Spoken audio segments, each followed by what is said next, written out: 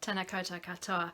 One of the things I think many of us struggle with, particularly women, is saying no.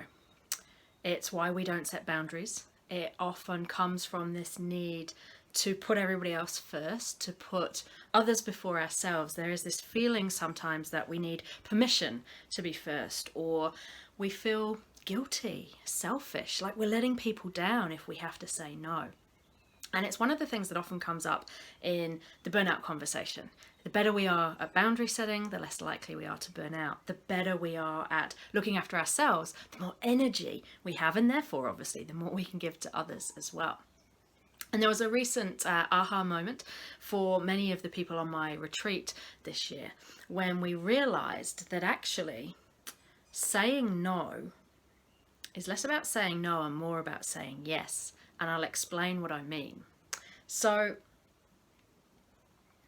it's not what I'm saying no to, but what saying no allows me to do. So in actual fact, what I'm saying yes to.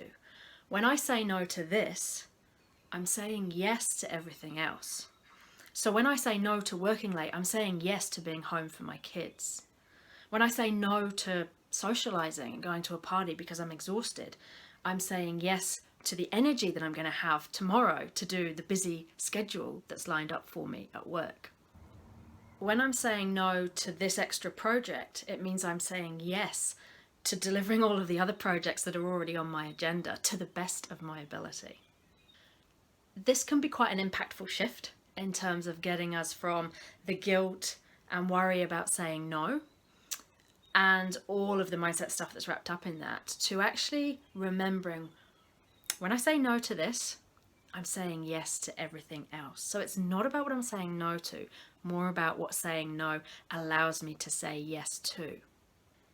It's often easier said than done, but I think this is a powerful reframe that can help reduce some of that guilt, that resentment, all of the stuff that gets wrapped up in how we make our boundaries easier to set.